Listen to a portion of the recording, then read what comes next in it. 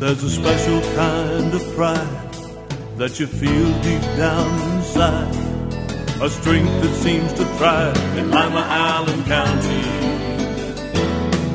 The American way of life, to get in gear and do what's right.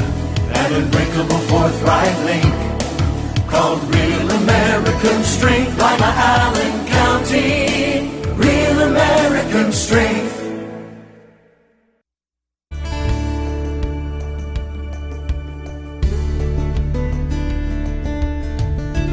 Keeping you up to date with what's happening in your community. Community Focus on GTV2. Thanks for joining us today on Community Focus. I'm Anne Decker. The West Ohio Food Bank has a new look and a new marketing campaign. Here in the studio to give us some details about what's going on at the food bank is the director, Gary Bright. Thanks for being here. Thanks for having me, Ann. Well, it's pretty cool. You got a new logo developed by a member of the public.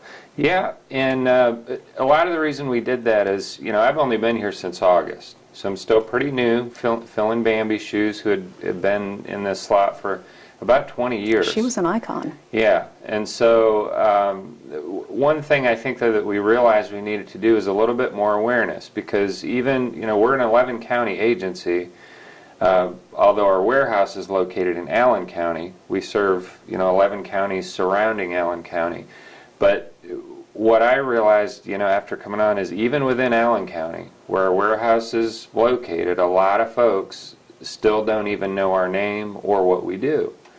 And so we thought, well, how can we, I guess, just begin even to work on that? And so one thing a few folks had mentioned to us is just kind of refreshing our logo, because again, it had served us well for 25 years really. The agency has been around. This year's actually our 25th anniversary, but maybe time to update that, just like any business, nonprofit, even churches, you know, do that now, kind of refresh their marketing materials, talk to their new audience.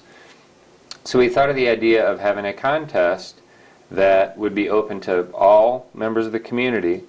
We got probably over 40 entries. We had high schoolers, we had people from our member pantries even submit ideas, all kinds of folks. And it actually ended up being someone from the United Way in Hancock County. It's their communications director actually who works on logo kind of things, and her submission just ended up being the one that rose to the top. But it was a neat process. We had CorpCom from here in town, AR Marketing from up in Hancock County, someone from, I can't remember what company it was, but another marketing professional who deals with web logo design.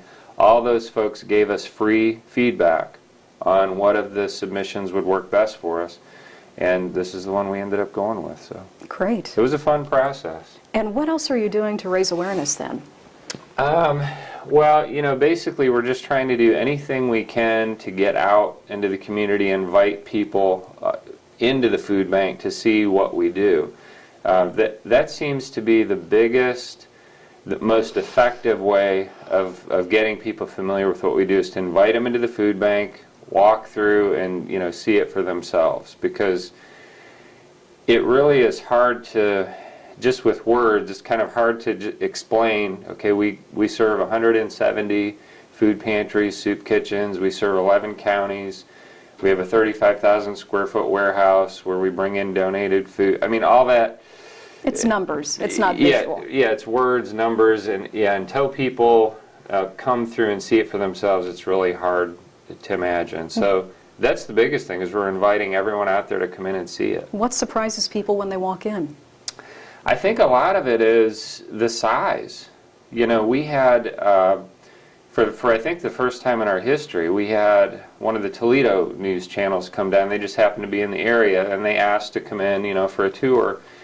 And when they saw it, they said, they were just shocked. You know, they said, we had no idea. They said, we're evidently, our warehouse is bigger than the two Toledo food banks. No kidding. Because they have two food banks up there, so they kind of split up their region. But yeah, when they saw it, they thought, oh, wow, I mean, this is a real legitimate business. I mean, you guys really have quite an operation. So I think that's the biggest thing. People go through and they go, oh, well this isn't in the corner of a church basement or something. It which was is 25 years ago. Yeah, which is where we started, which was great for that time. But I think, our board and especially Bambi over the last 25 years really built it into quite an operation. Mm-hmm. It was kind of intimidating for me coming in, imagining that, wow, I've got to not just keep this going, but even maybe grow it, a little bit, because the need is still probably 3 times what we're meeting. So we've still got a ways to go. Now, you don't actually serve individual people, do you? That's not the majority of what we do. I mean, there's, I believe, 1 or 2 days out of the month where we do distribute senior boxes just for the Allen County folks out of the warehouse. But the vast, probably 99% of our business is really supplying food to the pantries who actually serve the individuals. And you can get it cheaper for them than they can get it themselves? Oh, yeah. I mean, the majority of what they get from us goes to them at no charge.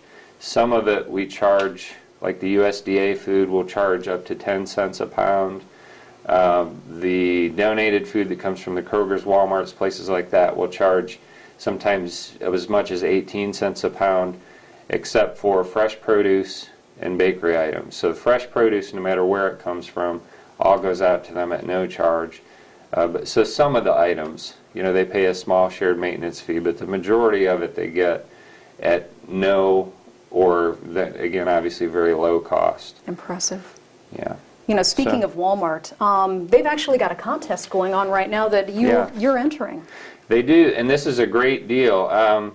The funds for this, it'll be a $45,000 grant, and all of the funds for that will go towards our child feeding program. So we call them our weekend backpack programs. And specifically, this grant will go toward the Lima backpack program. And that provides 3 meals a day, 3 meals for Saturday, 3 meals for Sunday for a child. So it carries them from, when they leave school Friday to when they come back to school Monday. And if we get within the top 40 number of votes on Facebook through this Walmart grant, we'll get one of those $45,000 grants. We had been running, I think, in the 30s, in the top 30. Last I checked, I think we were just below 40. So we could really, all people need to do is, I don't know if you have a way of posting that, but they do need to download the app, I think, on Facebook, but then they can vote every day, once a day. So if they share that with all their friends, get their friends to vote once a day. And push you back into the top 40 so you're eligible for the grant. We sure hope so. Yeah, because we are competing with food banks in some of the bigger markets like Cleveland, Columbus, big city food banks from all over the country. But there isn't a huge separation. If people go on and look at where everybody's standing, there's not a huge separation of votes. So this is one of those situations where literally every vote counts. Can they access this from your website? They can. If they go on our website, WOFB.org, there's a button for it, for the Walmart grant. And I think they could just click on that and then it sort of directs them what they need to do. Okay. Yeah. Great. And if people want any more information about what you do or they want to schedule a time to stop in, what's the best way to get in touch? Well, if they go on WOFB.org, they can get on our info email address and request, to do that from there. Or just call us, 222-7946, and several of us can do tours. I mean, so it's not a real complicated thing. I just did one yesterday. We had a church group come in, and they wanted to come in Sunday after church. So they called me and scheduled it a couple months ahead, and we showed the food bank to them on a Sunday. So whatever works for people. Okay, and it is a great tour. I've been in there, and it's outstanding. Yeah. The enormity of it is amazing. Yeah. It truly is. Yeah. Okay. Gary, right. I appreciate you coming in. Good luck with Okay. the contest. We really hope you win. We do too. Thanks. Thanks. Gary Bright from the West Ohio Food Bank. I'm Anne Decker, and this is Community Focus on GTV2. Reduce, recycle, reuse. Allied Waste Services and the City of Lima encourage you to live green by recycling all that you can. Recycling promotes green living by reducing the amount of waste materials buried in landfills. This saves money, natural resources, and energy. Keep our environment healthy and start recycling today. Allied Waste Services is committed to a clean environment. Contact us today for your recycling needs. Visit our website, republicservicesohio.com, to learn more about recycling today. My joints ached and I was always tired. I was always cold, I couldn't concentrate, and my body hurt all over. My doctor told me I had lupus. Women of childbearing age, and especially African American women, are at higher risk. If you suspect that you have lupus, you should contact your doctor. You're invited to attend the local lupus support group meetings on the second Thursday of each month at 1 o'clock at Lima Towers. For further information, go to connectedhands.org. They're down below. Lines, supply, and utilities. We count on day and night. Sorry, Dad! And knowing where these lines are located before you dig matters. Sorry, Dad! For every project of every size, call the Ohio Utilities Protection Service at least 48 hours before you dig. It's fast, free, and it's the law. Because keeping Ohio safe, Daddy, can I help? matters most. Call the Ohio Utilities Protection Service before you dig. Help keep the youth of Lima safe by donating to Lima Safety City today. Hello, I'm Chuck Eichelberger from the Lima Noon Optimist Club. Safety City is a very important part of the Lima community. The Optimist Club is renovating Safety City and it needs your help. Donations can be made by going to the website limasafetycity.org. You can also send a donation to Lima Noon Optimist Club, P.O. Box 428, Lima, Ohio 45802. Help keep the youth of Lima safe by donating to Safety City today. We're back on Community Focus. I'm Anne Decker, and Kevin Haver is in the studio. He is the director of the Johnny Appleseed Metropolitan Park District. Thanks for being here. I appreciate the opportunity, Anne. Well, it's always great having you, and now that Mother Nature is cooperating, it's a little more enjoyable to get out in the parks. What do you have coming up this spring? We have lots of things coming up. Our campground is already open out in the Ottawa Metro Park, and then obviously Memorial Day weekend, our swimming beach will be open there in the Ottawa Metro Park for the summer season as well. But we do have some hikes, some different events out in our park areas here. The remainder of the month of April and then into May. First and foremost, this Friday is Arbor Day, and Arbor Day is always a big day in the parks. We plant lots and lots of trees out in the parks every year.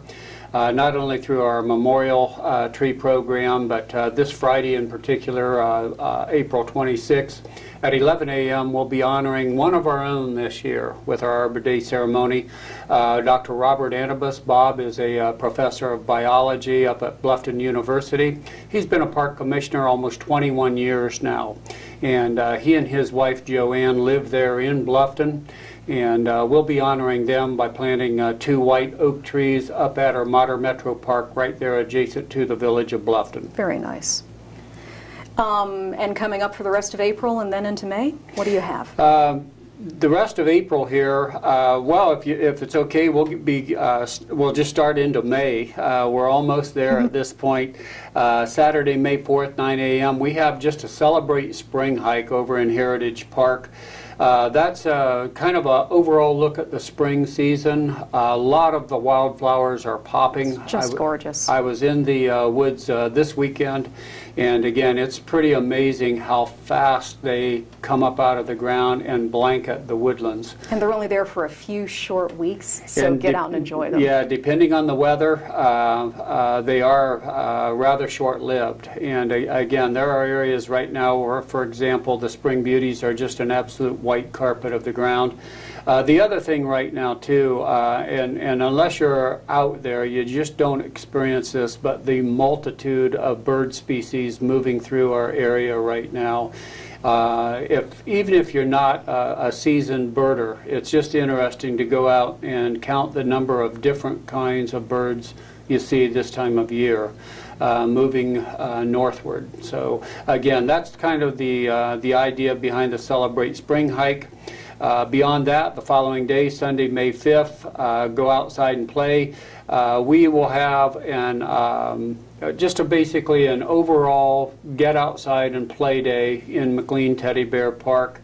on Sunday, May 5th, beginning at 1 o'clock, depending on the weather, depends on how long we'll be out there to kind of organize that, get people moving out in the parks. The following weekend then, Friday, May 10th, the Spring Sky, we're teaming up with the Lima Astronomical Society, the club that has a big presence, a long-term presence here in Allen County. That'll be out at Kendrick Woods. There's relatively dark sky out at Kendrick Woods. That event doesn't start until 9 o'clock in the evening, and there's brief introduction to the night sky. The Lima Astronomical Society will have their portable telescopes set up for the public to use that, to view that, view a wide variety of things up in the night sky this time of year. There is a cloudy or a rain date on Saturday, May 11th, the following day on that one, but we're shooting for Friday, May 10th, 9 p.m. on a Friday evening. Nature Pals is just as popular as ever. Beth Tyson and our great volunteers run that program out there. For the little guys, right? Yeah, Beth is one of our naturalists, and it never ceases to amaze me the enthusiasm that she brings out of those young kids. And not only the youngsters, but the moms and dads, the grandmas and grandpas that come along. So that'll be coming up Thursday, May 16th at 10 o'clock or 1 o'clock at our McElroy Environmental Education Center. And again, this time the subject matter is spring wildflowers. It's not just simply a hike to go out and show the kids the flowers, though. Beth and the volunteers get them involved in a wide variety of activities inside and outside. Generally speaking, she does a real good job with them inside with some hands-on activities there, and then takes them outside to see whatever that subject matter is. So again, that's coming up Thursday, May 16th. There are 2 sessions, 10 o'clock, 1 o'clock. That is pre-registration. And just do that by calling our office or giving us an email at the Park District. And really, you do want pre-registration for everything you do, just so you know who's coming. That's right. A lot of times in the past, before we went to the pre-registration standpoint, we would have huge groups show up. For example, many scout groups would come all at once. And the only reason it's great that they come, we want them to come, but we want to know ahead of time so that we can appropriately prepare with the number of personnel we have as hike guides, and we call them the caboose, to follow up.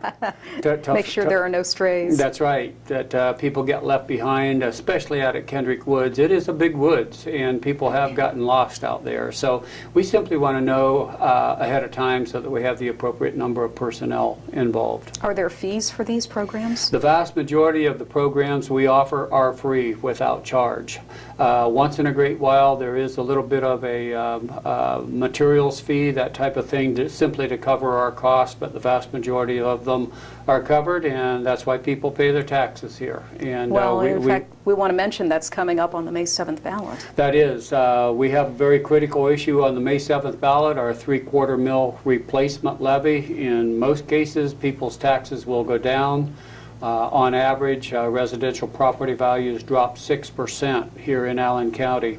It's the same millage we've been on since 1993, and although it is bringing in less money, it's still critical, and represents about 80% of the Park District's total operations, capital money, everything is involved with this 3/4 mil levy. And you do provide so much with it. You've got, what, 12 parks? We have 12 park areas across Allen County, and again, this represents 80% of everything that takes place in those 12 park areas. Well, I wish you very good luck with it, and we hope it passes. We appreciate it. We feel it will pass. People, I think, are using, well, I know they're using their parks. We had just under 700,000 visits made to those 12 park areas in 2012. Incredible. So they are using their parks more and more every day. Well, that's great to hear. And if people do want one of these handy-dandy schedules, they can have one mailed? They can have one mailed. Just give us a call at the Park District office. They can also get it on our website at johnnyappleseedparks.com. We're on Facebook as well. And again, there are multiple ways to get the schedule and get more information about the Park District. All right. Thanks for coming in today. Thank you, Ann. You're welcome. Kevin Haver from the Johnny Appleseed Park District. When we come back, we'll talk with Lima's Fire Chief, Mark Heffner, right after this on GTV2. Lima City Council has recently amended the city's vicious dog ordinance to deal with potential problems concerning dangerous dogs in the public. The ordinance is comprehensive. However, here are some key elements that all dog owners and their neighbors should be aware of.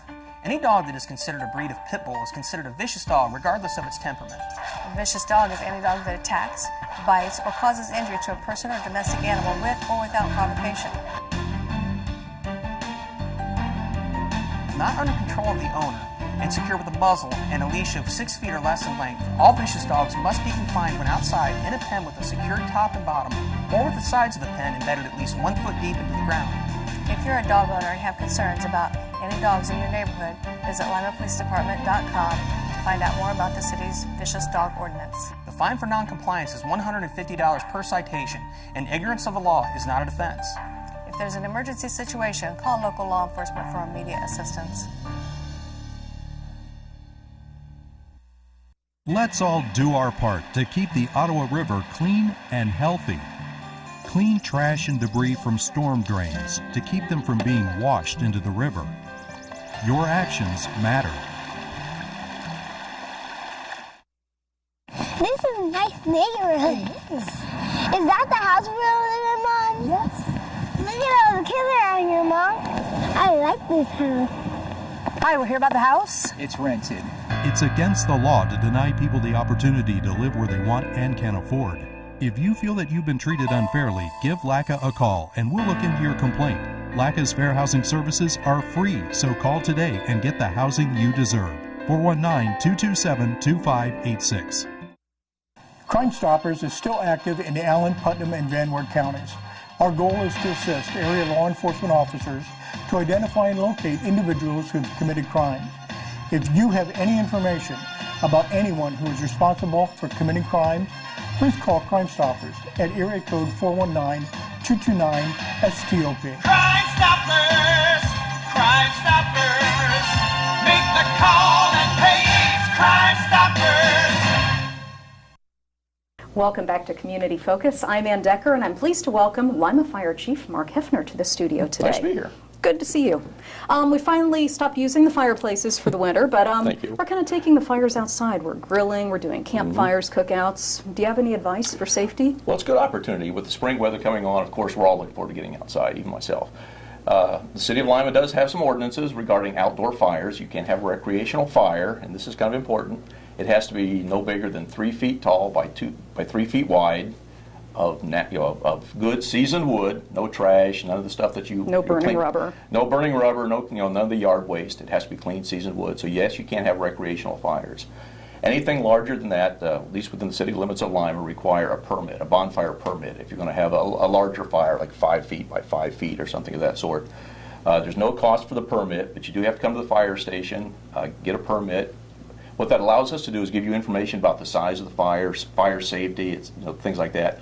And it requires us to get a name on the certificate, so if something does happen, we know who to go back to talk to in case there is a problem. But particularly, what we want to do is get safety information out to make sure your bonfire and your event's safe and enjoyable for everybody. So if we're going to have a fire, whether or not it's big enough to be permitted, what do you recommend we do to be safe? Let's go back to... Don't put accelerants on a fire. Don't try starting your fire with gasoline. I can't get it to start any other way. There's so many videos out there and so many feeds that I get of people pouring gasoline on a fire to start a fire. And that has resulted in death and injury to many, many people nationwide. So please avoid that. Start your fire with kindling. Again, use seasoned firewood. Be safe. Be smart. And if you have any questions, call the fire department. Our fire prevention people are very good, and they give you all the information you want at no cost at all. Bucket of water nearby, fire extinguisher. Bucket of water would be nice. If you've got a hose nearby, turn the water on, or have your hose nearby in case you need it. But particularly, keep the fire away from the house, at least 25, preferably 50 feet away from the house if you can. Keep it to a reasonable size. I can't stress this enough, and it comes back to a lot of things. don't be silly. I use this often. If you've seen it on YouTube, don't do it. That's probably pretty good advice. So be sensible, and if you do have any questions, call our fire prevention officer. They're always happy to help. Okay. And now the same goes, it's grilling time. We like to recommend that if you're going to have your grill out, if you have it on a deck, try to keep it as far away from the house as possible. Again, don't flare it up. If you got a natural gas grill, those are usually pretty safe because you don't have to use anything to start them. But we're back to, if you've got a charcoal grill, be very cautious with the accelerant you use. Make sure you use an accelerant designed for charcoal. Again, no gasoline. That's very bad. And keep it away from the house. We do recommend 25 feet from a house, just to keep yourself safe. If you're closer, just be very careful. Yeah, and watch the overhang up above. Watch the overhangs. And here's something people don't think about as far as propane or gas grills. Keep your propane cylinders safe. Keep them secure, and don't store them in the house, in the garage. Keep them, if you've got an outbuilding, store them out there. Essentially, those are 20-pound bombs. I mean, if they decide to go off, they're very destructive. They're safe if handled correctly, but in case there'd be a fire or something in the house, we don't like them near the house either. I mean, we don't want that bomb to go off while we're working in your house. So again, be safe, be smart, and if you have any questions, call our fire prevention office. Okay, and that number is? 221-5150. Okay. Any other advice for us? Not for spring. Stay safe. Try not to involve the fire department in your activities. Yeah, it's a bad day when Mark shows up at your cookout. It's a bad day when we show up, but we're always willing to help. And if you need anything, give us a call. Okay. Thanks for coming in today. All right, thanks. Lima Fire Chief Mark Heffner. I'm Anne Decker, and this is Community Focus on